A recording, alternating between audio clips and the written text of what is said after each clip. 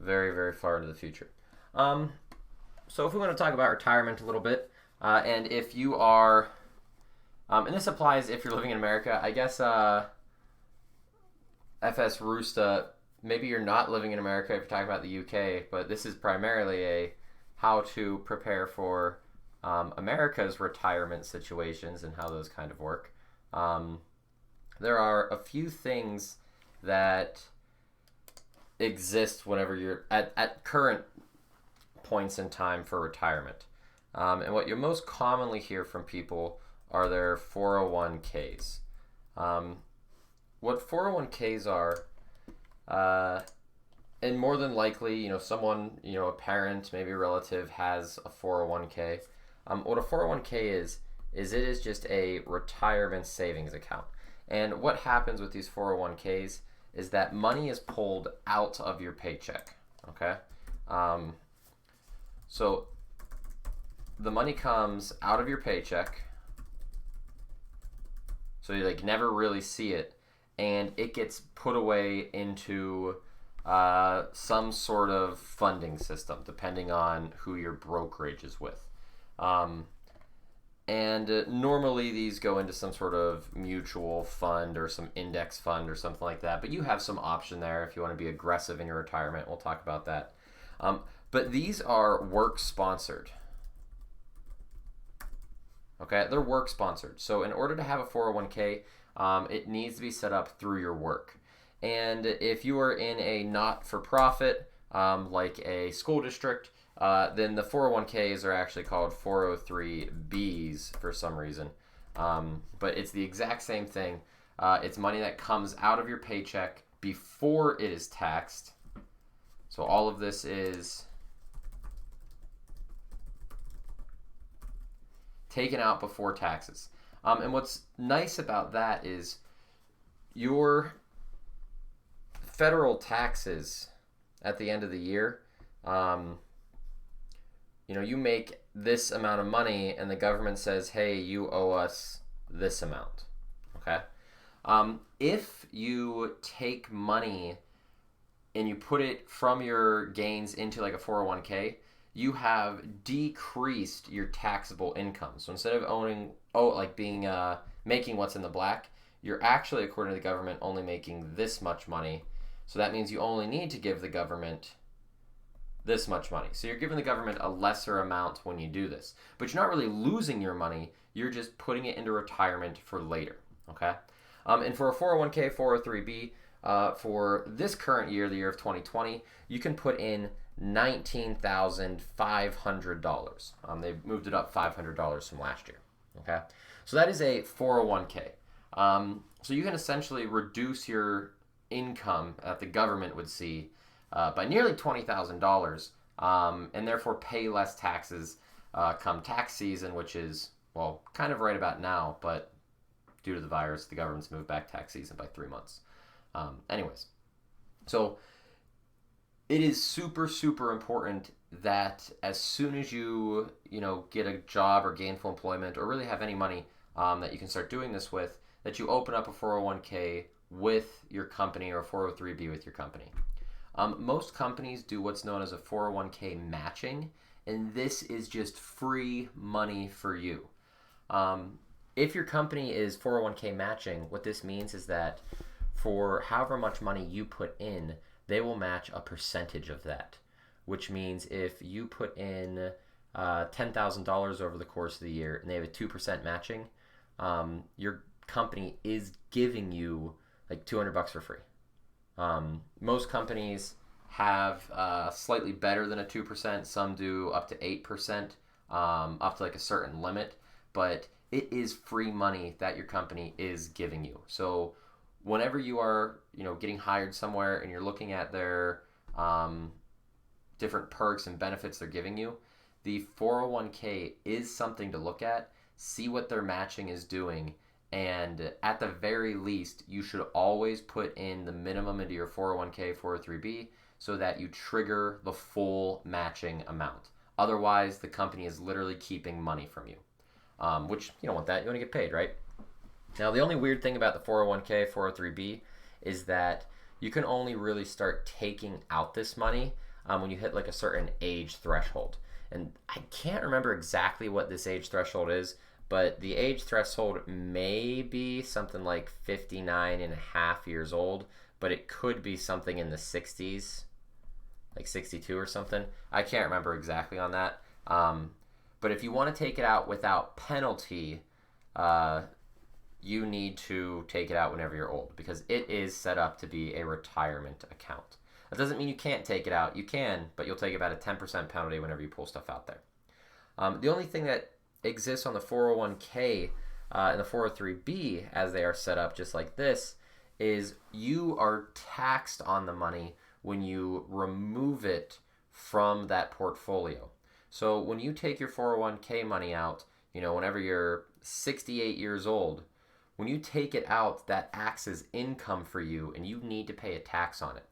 Now, this could be good or possibly better depending on how some things work within your own life. Traditionally, when people have a job and you're aging and you're working and whatnot, if we look at earnings over time, most people, they're like children, so they don't earn anything for quite some time. And then when you get your first job, let's say you're like 22, all of a sudden you spike up, and we'll say this is like 50K. You're making, 50,000 a year, something like that. I don't know. What normally happens is you kind of start increasing that, and then really quick, sometimes between your 20 to about 35, you get this big spike right here. And that's like a very large amount of earnings that you're increasing. And that happens very early in a career. Once you kind of hit like 40, your main gain potential in terms of like increasing your salary has really gone down. You're kind of just in it for the long haul now to do this. So these early formative years here in terms of your 401k are very nice, because what you can do is you can put away the money into the 401k when it's not taxed at all. But when you pull it out, it will be taxed. Now, a slight issue is that when this gets taxed, you're up here making a ton of money. But if you can wait to pull this money out till you're like in your 60s and you've completely retired, you have no more income, then what happens is this value tanks down and it comes to about here, because this is just the amount of money you're taking out of your 401k each year. So you can actually get an even lower tax bracket if you wait long enough, okay? But it is still taxed. What you can do to get around this is you can open up what's known as a Roth IRA, or a Roth 401k, or a Roth 403b. Now, some employers have this, some employers don't. But what the idea of the Roth is that in the front here in your early earning years, or rather just as you're putting stuff in, everything gets taxed as it goes in. So for Roth accounts, they are taxed when you put in.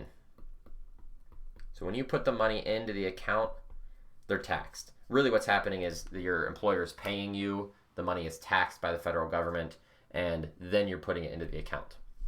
What's nice about this though is, let's say later on in your life, maybe you're working and you've got a really swanky job, and your spouse is working and they've got a really swanky job. Maybe later on in your life, you're sitting up here at retirement with a ton of investments and things coming in. When you go to pull money out of your Roth 401k, 403b, or whatever, when you pull that money out, it is not taxed. So you just keep whatever money you have. So that's a really nice thing to do there. When you're younger, it's nicer to just put into a 401k like just normally pre-tax, because you can put more money in, and on average over the lifetime of the next 30, 40 years as you continue to work, you're going to make more money off of that than what would be taxed away from you, just due to the growth of the markets, which are currently crashing. But by putting in a little bit more money when you're younger, you have that money longer time, so it'll grow and grow and grow. For a Roth, it's very nice where maybe about halfway through your working, you start throwing money into that so that you have some money tax-free whenever you get out of it. And, you're going to be losing some time for that growth there. So those are just two things to think about. In both a Roth 401k and a traditional 401k, 403b, those are going in those are going in and they are counted, I guess, against your income. So they're helping your federal taxes annually. Okay. Some other things you can do, and you might have heard about this. There is an IRA, both traditional and a Roth. And these IRA are individual retirement accounts. You can have these on top of your 401ks, 403bs, but these limits to put in are only about $6,000 annually, I believe. And you can only put in $6,000 into an IRA total. So you can do like $2,000 in a traditional and $4,000 into a Roth, but that adds to $6,000 and that's it. You get locked. If you put money into a traditional IRA, it can lower your annual income to help you with taxes, but only up to a certain point. If you make too much money, I think it's $123,000, then that doesn't actually help you in your deductions. So IRAs are helpful, but for the most part, if you can just get into a Roth 401k and a traditional 401k, you're pretty much always better doing that, assuming you're making enough money to do this. Some other things that you can do that exist are plans called 529s. These are education plans, and these plans are actually really interesting. As you are all well aware, college tuition is insane in America right now in terms of the cost. Assuming that college tuitions are going to remain at exorbitant rates, then what you can do when you're in your mid-20s is if you are thinking about one day having a child, and if you would like to kind of set them up to help them with some college funds. It doesn't have to be college. It could be trade schools or community colleges, pretty much whatever. But if you want to help them out with higher education, then what you can do is you can set up a 529 plan, and you can actually set it up in your name. Okay, so you can set up a 529 plan like right now into your name.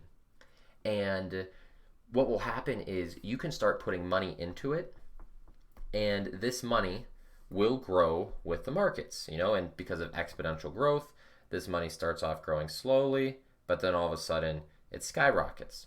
Now, it doesn't really skyrocket until about, 30, 40 years from now. But if you're 18, 30, 40 years from now puts you at about 50.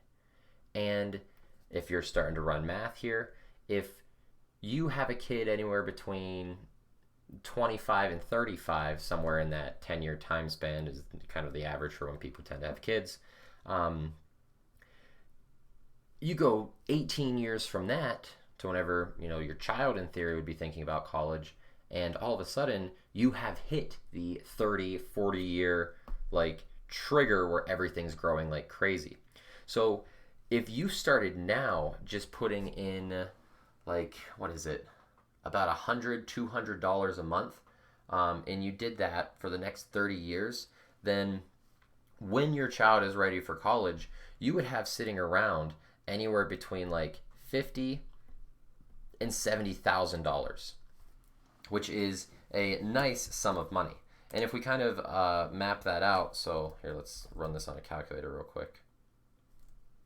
There we go. If we do this on a calculator, let's see, we'd put about, let's say, $150 in a month times 12 months in a year times, let's do 30 years, right? That's $54,000 you've put away. On compounding interest, you are easily up into the $70,000, $80,000, $90,000 category. So just depending on how markets go. So even though at minimum you should really have somewhere around this, you can easily be upwards $70,000, $80,000, $90,000. And that could, for some schools, pay the entire thing.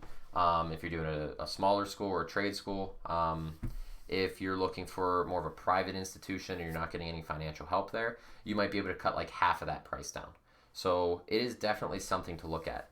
And even if this is in your name, you can actually transfer it into other people's names as well. So you keep it in your name. You have your beneficiary set up as a child in case you die. But then, whenever they're ready to go to school, you can just flip it into their name, and then the 529 plan will start paying things off there. Technically, every state in America has their own 529 plan, but you're not restricted to choose your state's plan. You can kind of pick anybody's, and I think West Virginia actually has a really good one. I think that's what I'm kind of bundled into that regard. But yeah, they're definitely something to think about, and kind of a neat thing there. One other thing that kind of exists, and this isn't so much for retirement as it just is for your daily life as an American. You are probably well aware that in America we do not have a state-run healthcare system. Everything is done through insurance companies, whether for good or for bad. But because of this, insurance is a tricky thing here in America. And depending on your medical needs, what you may need to pick for your insurance could vary drastically. If you are generally a very healthy individual, no prior kind of like medical conditions or medical history, then one option that exists out there for you is what is known as a high deductible plan.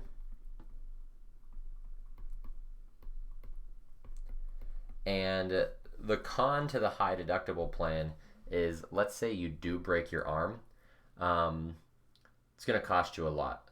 You're going to have to pay a lot of money before the insurance company starts helping you out, which stinks, which is why I say this is for like healthy individuals who don't need to go see the doctor a bunch and who hopefully aren't breaking their arms each and every day, or dislocating their shoulders, or having a torn labrum, or breaking a feet. And man, why does healthcare cost me so much? But if you do have this high deductible plan, the government has created something known as an HSA, or a health savings account, where you can put in, is it $2,600? I can't remember. You can put money into this account pre-tax.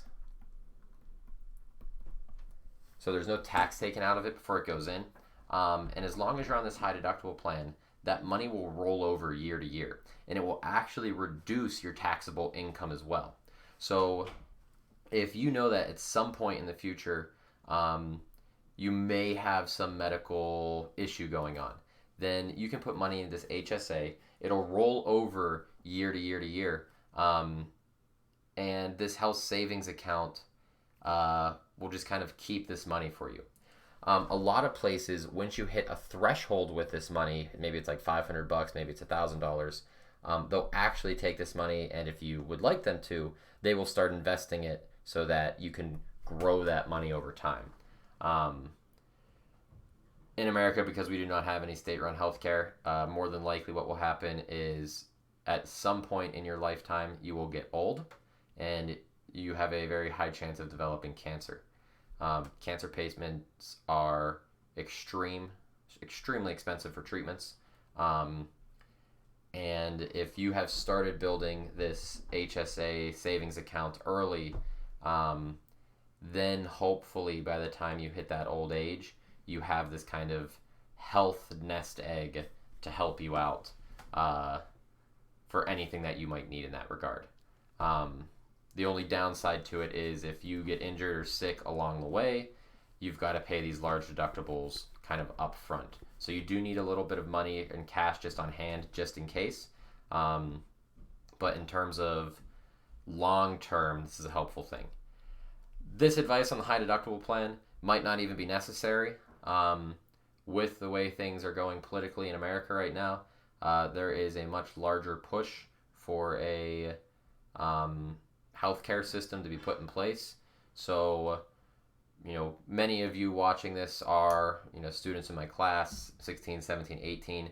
It could be that in 20 years, you don't need to do any of this at all because you'll just be able to take your health insurance card or your, state, I'm a citizen card to a hospital and get taken care of. Which, according to pretty much every single statistic that is out there and kind of plot that has been done, will both be more effective and save everybody money. So people who can get insurance needs such as, diabetics for insulin, or you're just an 8-year-old who broke your collarbone on a trampoline for the third time this year. Will just be able to get the treatment they need no matter what. So we'll see what happens there. But those are just some things that matter there. And it is super important to start this early. The biggest advantage that you have over even myself is you're younger. And the younger you are, that means the earlier you can start these accounts, and the compound interest will grow them by crazy amounts. Let's see, we can look at... Let's just see if we can find one of these. Is Bankrate a good one? There are a few of these I used to look at.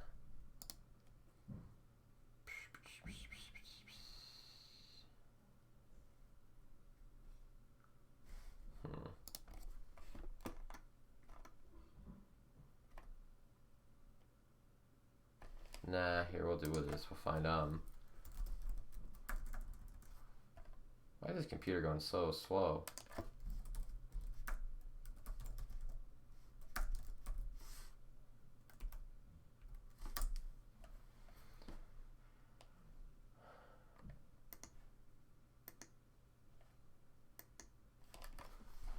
Here, let's see if I can find one real quick.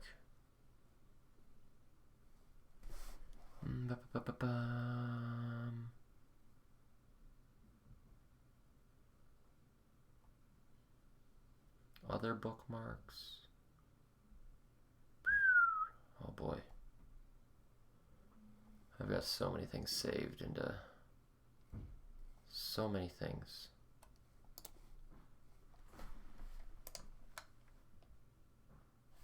Ooh, I think this is a good one. This is a good one, yeah.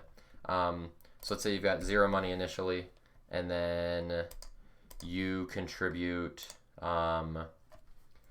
let's say $200 a paycheck, so $400 a month, and you start this now, and you've got 42 years to go. And let's just give a nice market interest rate of 6%, and let's say it can vary by 2%. Calculate, let's see how much money you'll have in 42 years. So yeah, in 42 years, you'll put away just under $1 million. It could be more, it could be 1.4 million. If the markets are good, 8%, it'll be about 844 for just a 6% market, and it'll be about 503 for a slightly slower market in that time. To give you an idea just how crazy that money is, you're putting in $400 a month, right? Is that what I said? Yeah. If you put in $400 a month times 12 months times the 42 years you're doing this, that's only $201,000 you've put away. But you could have at that point 1.4 million. So you're only putting in money that's like down here. Like this is all the money you've put in, but you could be so much higher than that just because you have invested this and you had so much time to invest it. And if you look at this, like, in your first few years as you do this, these initial lines here, like, that's not changing very much at all. You're like, oh, my investment isn't doing much. But as soon as you hit that year, like, 20 mark, you hit this kind of critical mass on an investment, and then, boom, the exponential growth just takes hold, and all of a sudden, between years 30 and 40, you're just, like, making free money each year. It's crazy. So, you're making an extra $40,000 each year just because the markets are holding. So that's a great thing to do. If you're able to put in more than that, like if you're able to put in, $800 a month for this amount of time, you would have put in then $400,000 over the course of 42 years.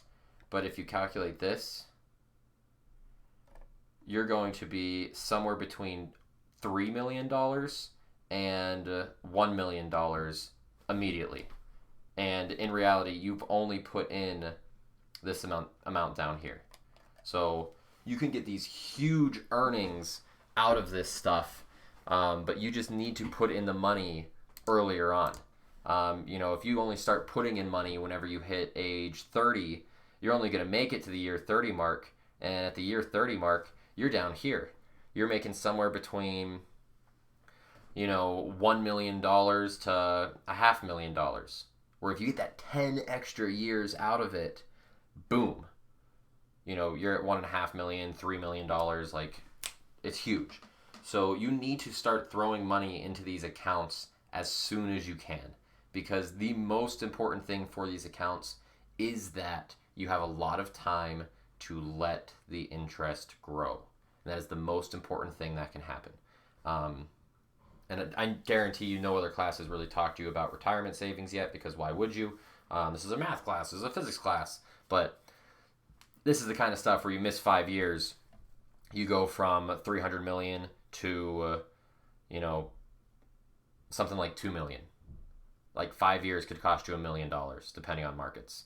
And if markets are even better, like, you can make even more money out of this stuff. So it's very important to do this. I highly recommend just like low cost index funds that just kind of follow market trends. Those have been shown time and time again to hold value better than active managers, but you take whatever your work can kind of get you in that regard. So yeah, that was everything that I happen to know about retirement. I am not a licensed, what would you call it, individual in this regard. But yeah, it is definitely something to take a look at as soon as you get a chance when you get hired somewhere. Okay? And definitely, if you can put in just a little bit more money into that, you can make a whole lot more money in the long run. Okay?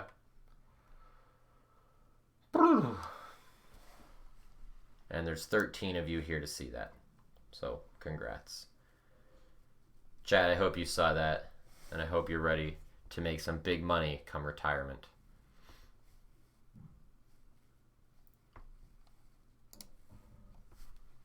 I try to put away about $800 a month, so I want to sit somewhere up in that 3 million range with my 403b.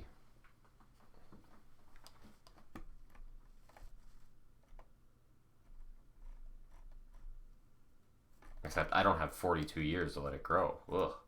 I'm somewhere here. Does that kind of make sense? Any questions about that for anybody in the chat? And I just kind of rambled for a bit.